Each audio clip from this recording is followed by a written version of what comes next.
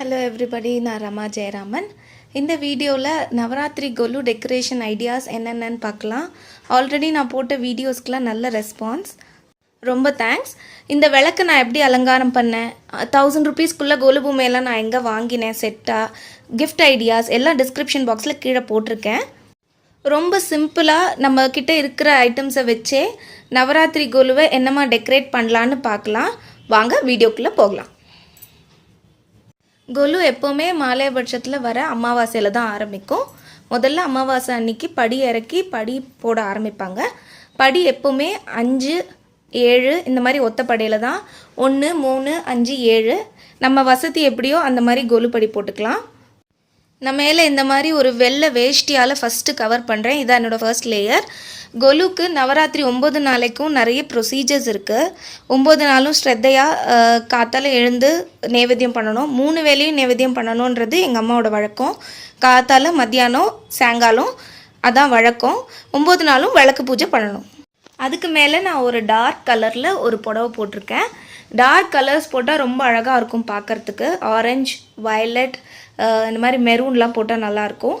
விளக்கு பூஜை பண்ண முடியாதவங்க 9 நாளும் அந்த லலிதா நாமாவளி படிக்கலாம். அதில் 1008 நாமாவளி இருக்குது. முதல் 3 நாள் பார்வதி, 2வது 3 நாள் லக்ஷ்மி, 3வது சரஸ்வதின்னு பிரிக்கிறாங்க. இதுதான் நவராத்திரி.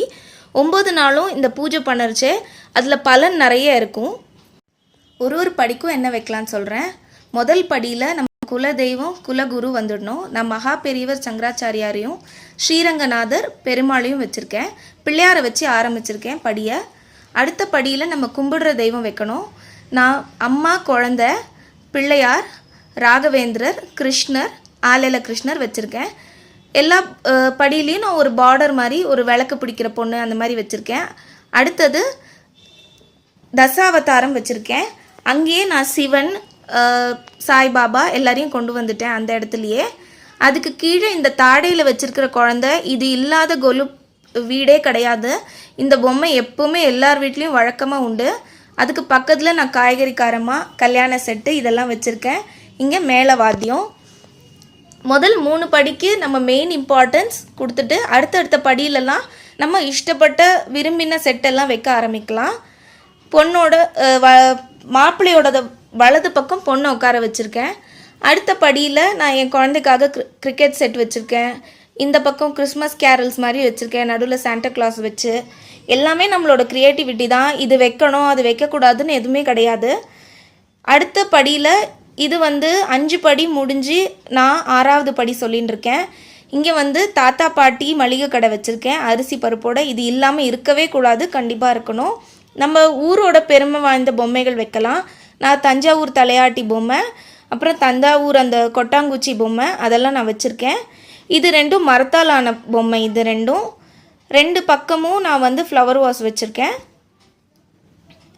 அதுக்கு கீழே ஒரு பிளாஸ்டிக் கேண்டில் லைட்ஸ் வச்சுருக்கேன். மரப்பாச்சி பொம்மை இல்லாமல் கொலு வைக்க முடியாது, கண்டிப்பாக இது உண்டு.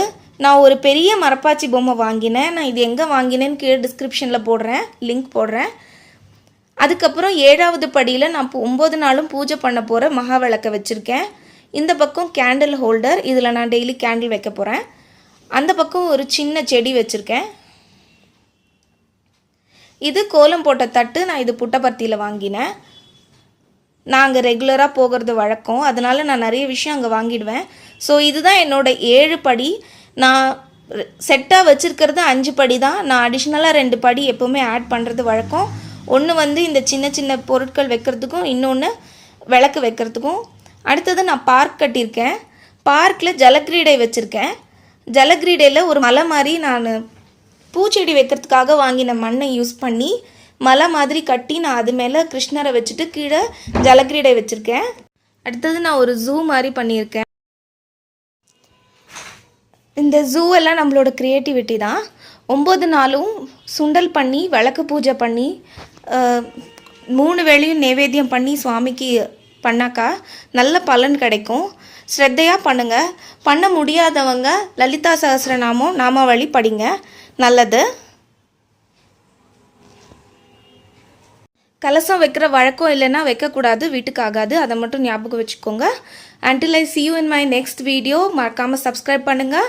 Take care and bye.